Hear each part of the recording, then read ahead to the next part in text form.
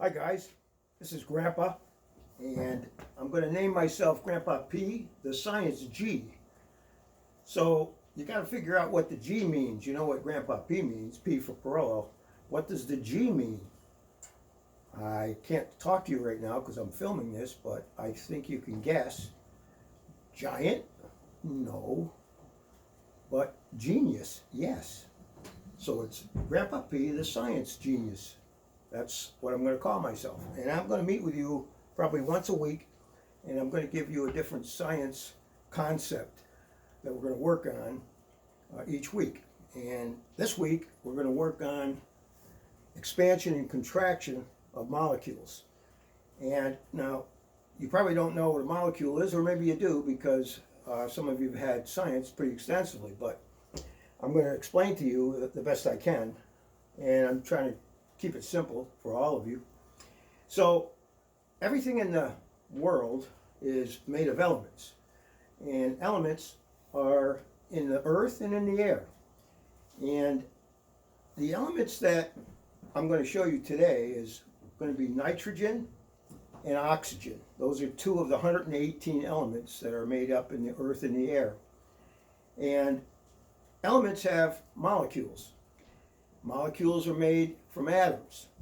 We're not going to get into the technical information about molecules, but just know that everything around us, all the 118 elements in the earth and in the air, are made of molecules. And molecules are made from atoms. Atoms are tiny, and they build molecules.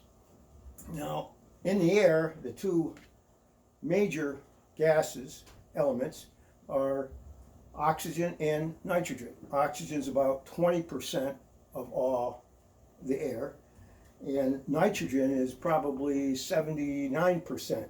So there's more nitrogen than oxygen. We won't go into the importance of oxygen because you already know that. If we didn't have it, we wouldn't be able to breathe. But what we're going to do today is I'm going to heat the air. And when air is cool, the molecules that the air is made of is all tightly packed together. They're at rest, basically. The minute some heat is applied to the molecules of air, they start getting active. They start bumping into each other. They want to escape. They want to expand. And this is the word, one of the words we're going to be talking about, is expansion. When something is heated, it expands. It gets larger. The molecules want to separate. They don't want to stay dense like this. They want to get farther apart. And they start bouncing and getting very active, like juju. And they start running all over the place. And they start bumping into each other. And all this activity is taking place, but the element starts to expand. It starts to get bigger. So what I'm going to do is I'm going to heat air and make these molecules start bumping into each other and getting active and expand. And when air expands, it rises. It goes up to the ceiling. It goes up into the atmosphere. When the sun comes out and it starts heating up the earth, the warm air rises. And depending on how fast it rises, it can cause storm clouds and water vapor that collect up in the clouds. And when those clouds get cold, they start wanting to drop that. The molecules start getting dense and they drop the water that's in the clouds. That's another story. So, what I'm going to do with you today is I'm going to heat up air and make it expand and show you that it actually does rise. And one of the experiments that I do, one of the two that I'm going to do today, is showing you that we can make these air molecules expand by heating them. And I've got two bags here extended on a pole. And Grandpa's gonna light 2 candles.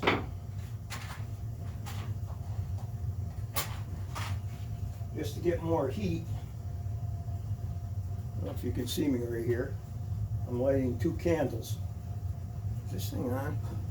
Yeah, I'll make sure that was on. So, I got these 2 candles and I'm warming the air underneath the bag. And this is actually the concept behind a hot air balloon. What hot air balloons do is they have a gas furnace, and that furnace starts blowing up hot air, and what happens is the hot air goes into the balloon, and look what happens. That hot air rises. Now I can go to the other bag here and make that rise also. Now, as you can see, the air molecules are starting to bump into each other. They're getting all excited, and they're starting to expand.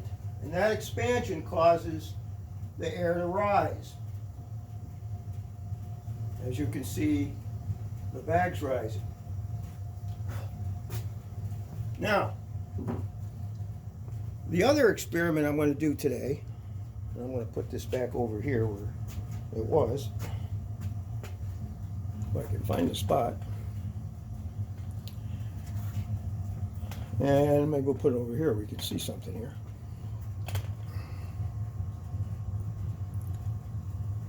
What I did was I took this can and I put a little water in the bottom, and I heated the pan, or the can, and the air inside the can started to get active. It started moving and bumping into each other, all the air molecules, and they wanted to rise, and that's what they did. They rose out of the top of I had the top off, and they rose and they escaped.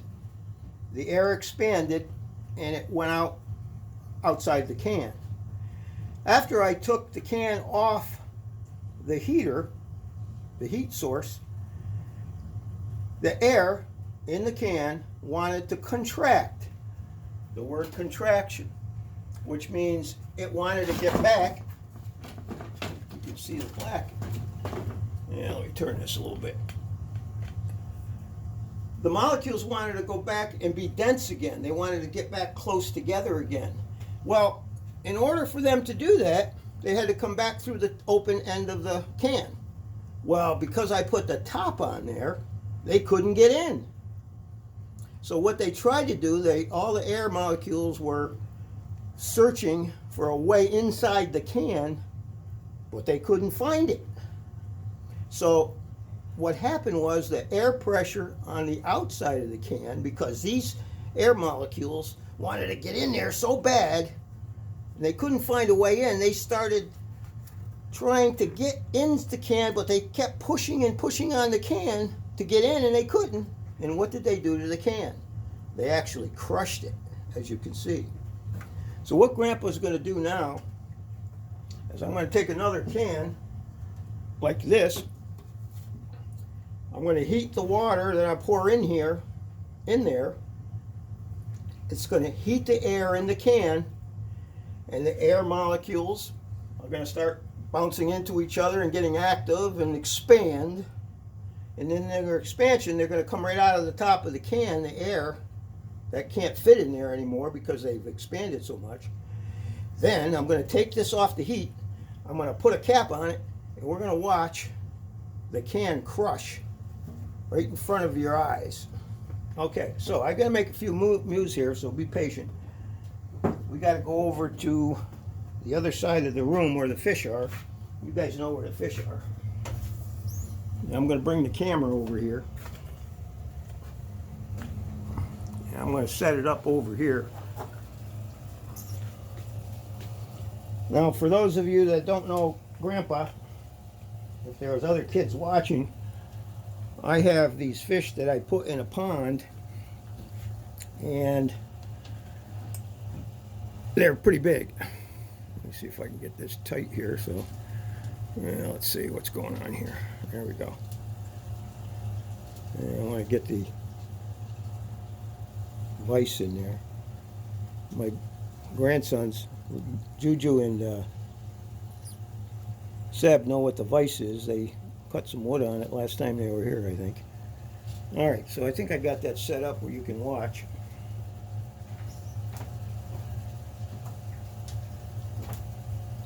I'm going to take the can. I'm going to take the can and I'm going to put some water in it.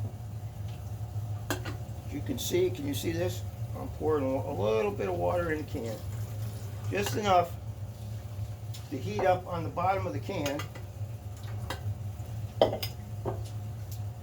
so that when the water boils, it heats the air above it. The air starts to expand, the molecules start banging into each other and want to escape through the top of the can. And we're going to create what we call a low air pressure inside the can. And you know what happens when I put the cap on. There's going to be a high pressure outside pushing the sides of that can in and making it curl up. I don't have a hot plate. I left it at one of the schools I left and somebody else took my hot plate, so I'm using I just took a glass cap,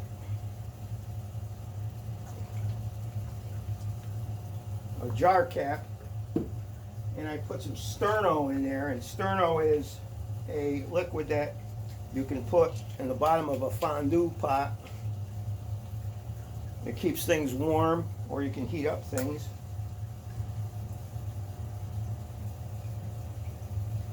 All right, we've got the fire going. I don't want to put the fire out, so I have to be careful here. You know what? I think I'll just hold it, and I forgot the mitt. Can you see this? There we go. And I gotta get something to hold this.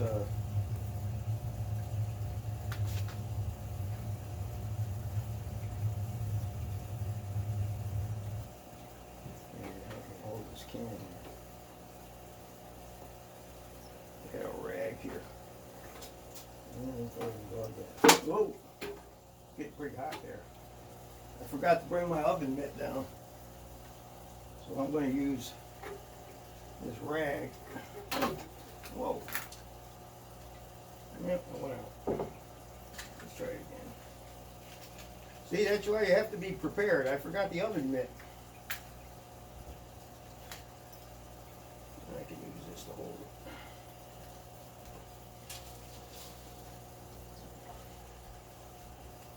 There we go.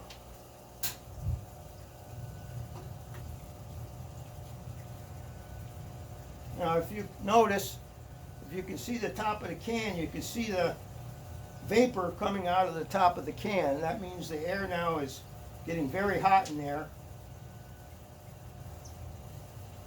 I don't hear the water boiling yet. Maybe I put too much in, but it'll take a little while.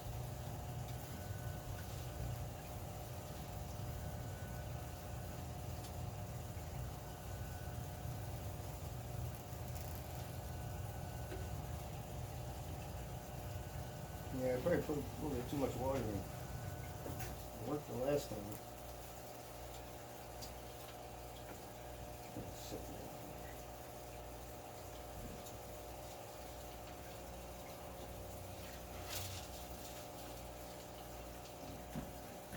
Yep, I see the vapor coming out. I think it's still lit. There we go. Oh, that's hot. Yeah, I put a little bit too much water in there.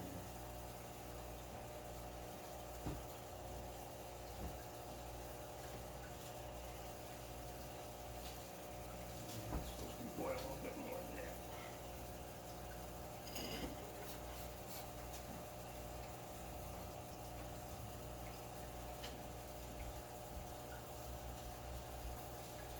There it goes. I hear it boiling.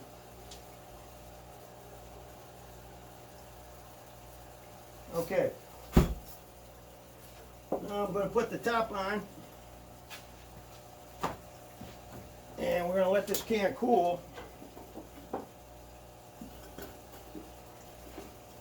You can see it now, guys. Now watch as the can cools. It should start to. Make sure that top's on tight so the air can't get back in. Watch it. I'll bring it a little closer.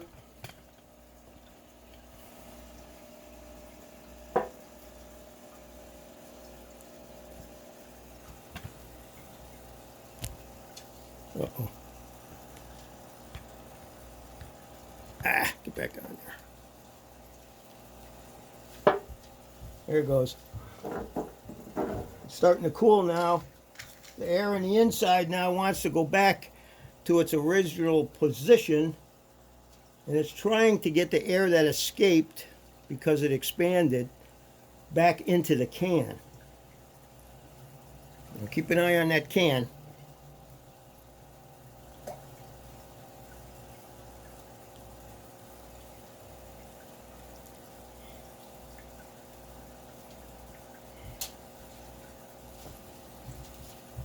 Yeah, it's not.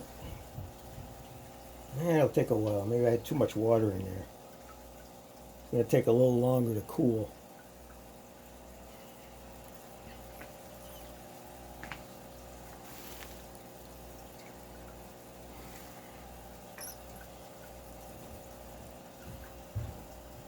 Yeah, it's pretty hot.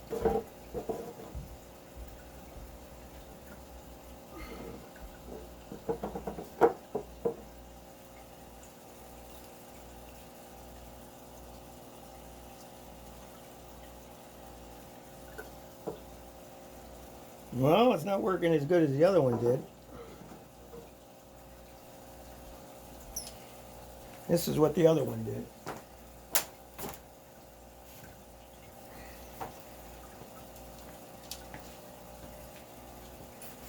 This might have a leak in it someplace. If it has a leak anywhere, the air, which was searching to get back in, might have found a leak and got into the inside of the can and stopped the contraction of the can.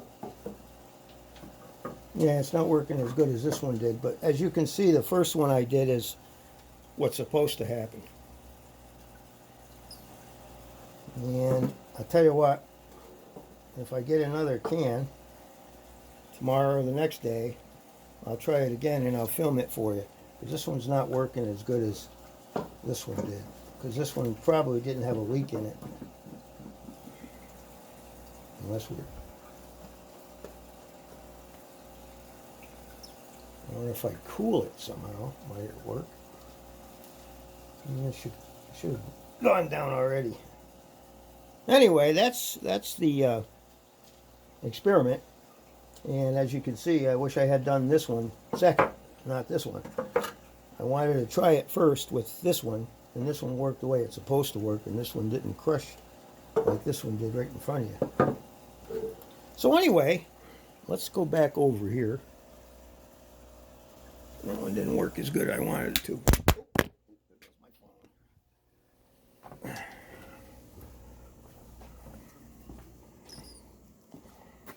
I'm going to take this and set the phone back up. Hold on one second.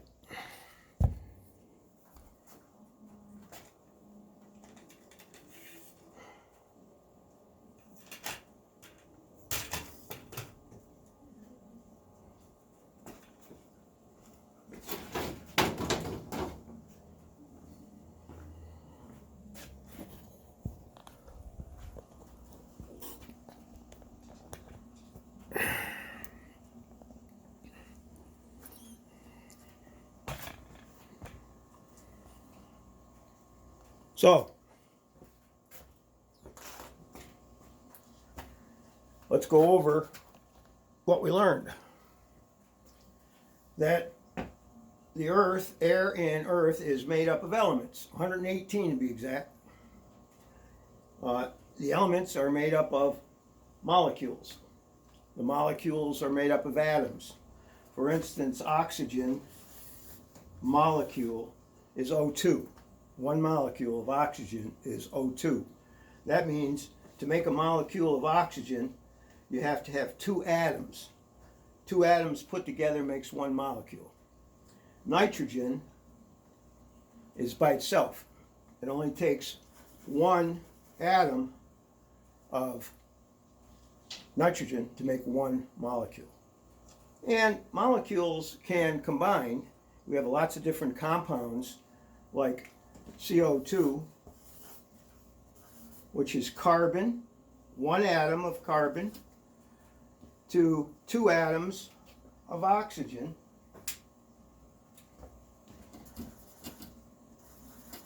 make one molecule of carbon dioxide. And carbon dioxide is a compound. So we can put these 118 elements together to form compounds that make different substances that we have here on Earth. Okay, next week we'll do something different. I'll try to come up with something a little more successful than today's did, but you got the general idea. And Grandpa P, the science G, is signing off. Now, what does the G mean? That's right, genius.